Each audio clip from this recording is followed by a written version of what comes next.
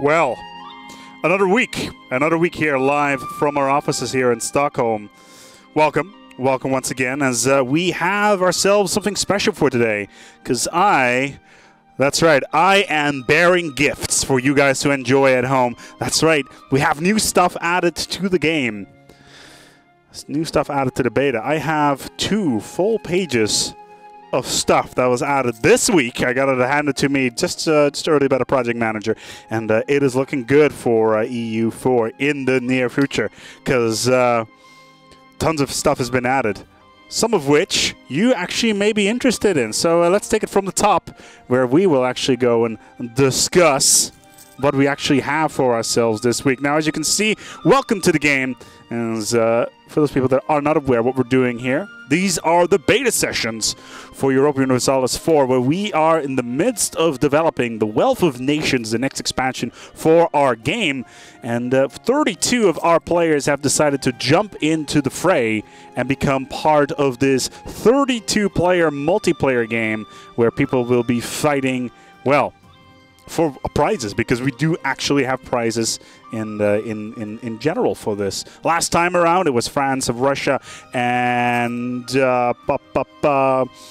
number 3 completely escapes my mind at the moment. But we had 3 people actually coming out and winning trophies for this, and these are developers in the game, so they do have something to work for when it comes towards these particular sessions. Now, like I mentioned, we have 32 players in total coming out. Myself, my name is Aceback, and will be your host for this one. We got Ari coming out here as the Mamelukes, already having a significant of territory already here within the confines of Northern Africa. However, she has something. She potentially has something that could be wanted by Aragon, which is Gondar.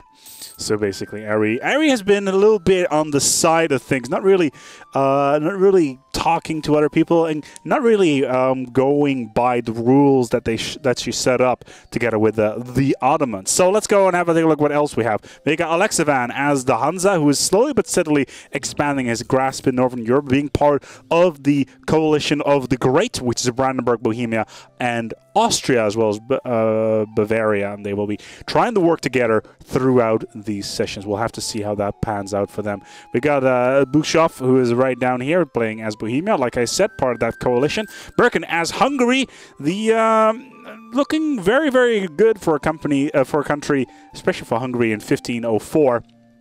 Managing to pretty much rebuild his assets after the last crusade, but still being knocked on the door every once in a while by the Ottomans. Maybe we'll see something of that. Karsten playing as, well, Burgundy, and he's had some serious impacts because, well, some serious annoyances, because he has been victim of new features being added to the game. That's right.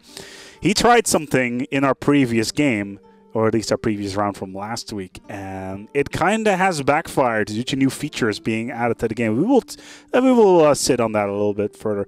Cadillac coming out as Varangar. I still have no idea how to pronounce that, but he is down here, all the way in the south of India. Then we got Goose Creature coming out as Portugal, who has themselves the very first colony in the New World, already depositing 6 troops there, a whole bunch of ships, and the crossing is made. We are playing, like I said, with Random New World. For those people who have been watching the series before, you may be aware that that is, in fact, the case. Swiftly moving on, there's Grugi playing as Aragon, who has gone on a little bit of a mission.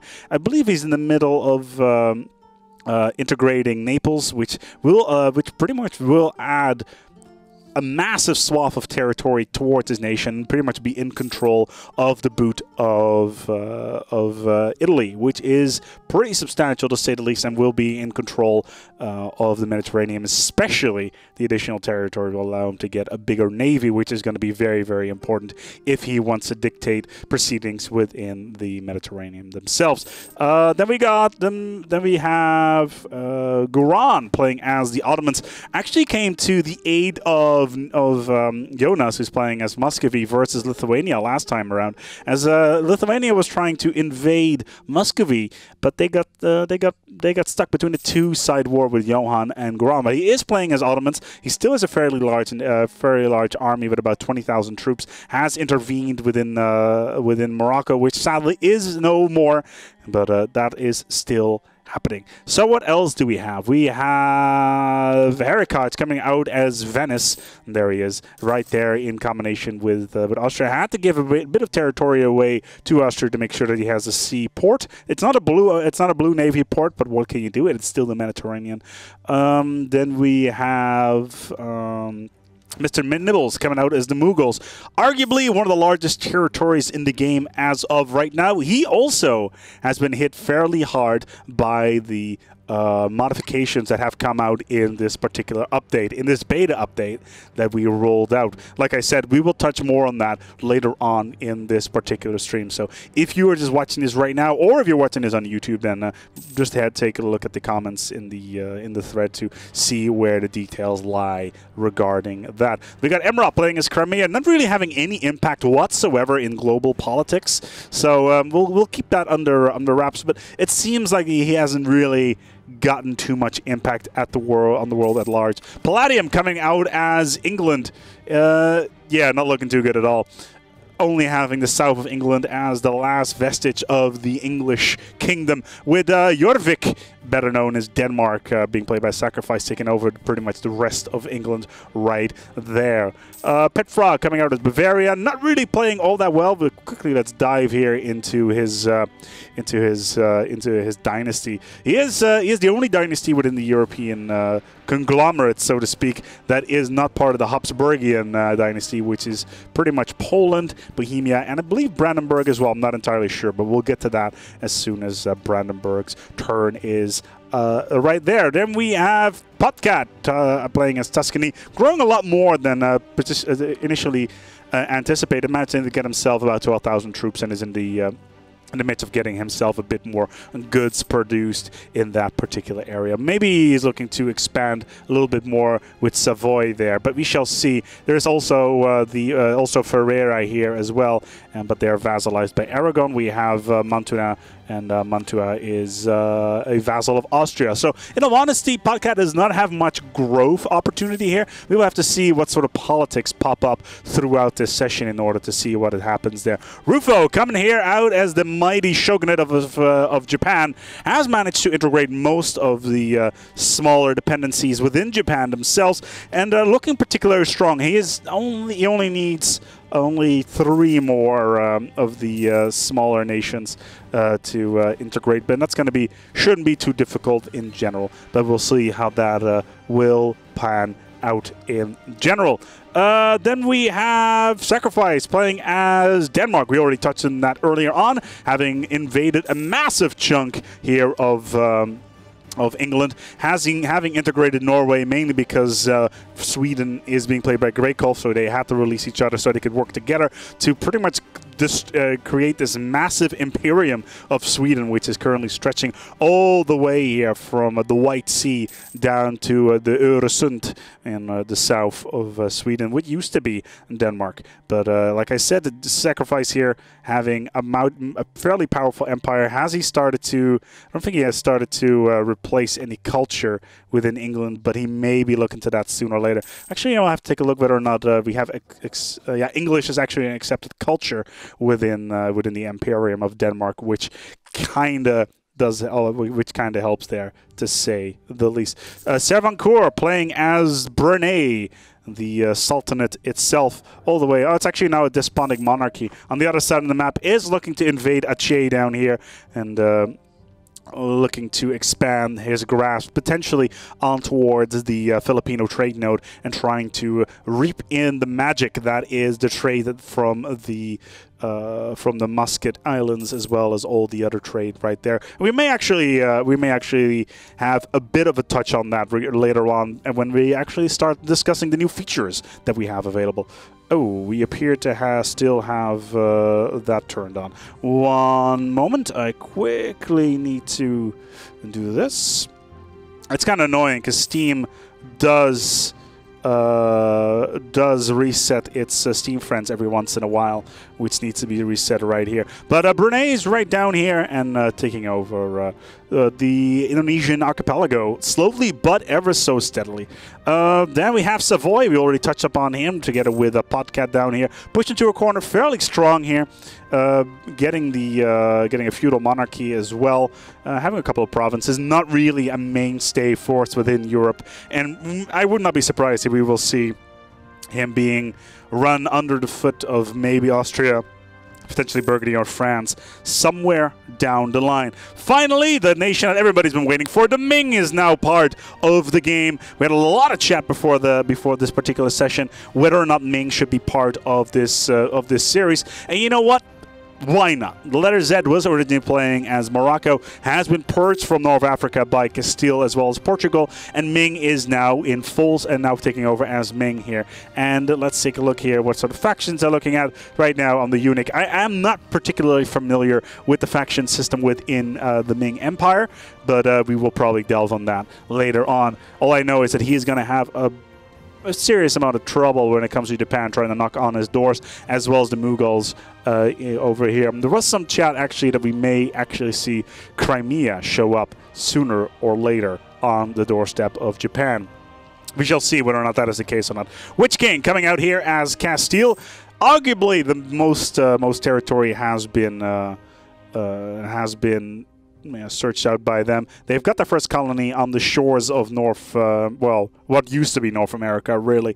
But we shall see whether or not that will continue down the line.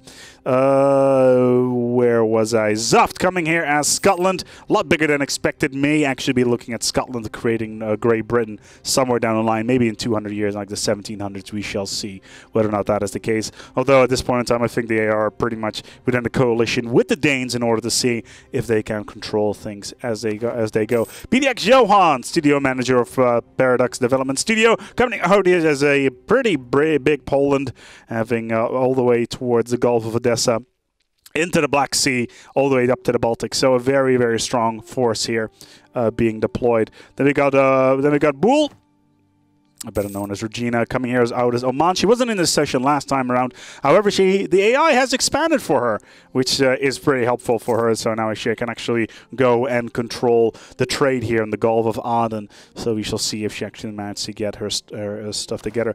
Doomdark, he now at war with Osnabrück. Actually, Osnabrück, that would be Münster, my apologies. But he's actually expanding. He's probably looking to annex Münster here, maybe turning into a vassal. But he's one of the coalition. Also, the project leader on Crusader Kings 2. Great call. We already touched on here in Sweden. The powerful Empire of Sweden is already here. I don't think I'm going to see the historical Empire of Sweden popping out anytime soon, but it's also always nice to see that Sweden can grow this big. Muscovy is still in the way, so Muscovy and Sweden may be looking at warring later down the line. They have gone up to war in the previous session, but only because of intervention of the Ottomans as well as Poland did the war come to an end, and Sweden sadly did not come out very well in that, only having 8,500 manpower on this set. Nicholas coming out here as France. The blue blob is not nearly as blobby or as you would think. The Burgundy's advancement has cut out significant amount of territory out of France, which may be painful in the long run. We're kind of looking right now whether or not Burgundy is going to decide to turn into the Netherlands or not, so we have to keep our eye on that. Finally, second to last, Wissington, the Emperor himself. The Emperor, indeed, with instituting 2 Reichs reforms so far, being voted by just about everybody. Poland, Bavaria, Bohemia, Brandenburg, Aragon, Tuscany, and the Hansa are the electors within the Holy Roman Empire, which looks a little bit like the following.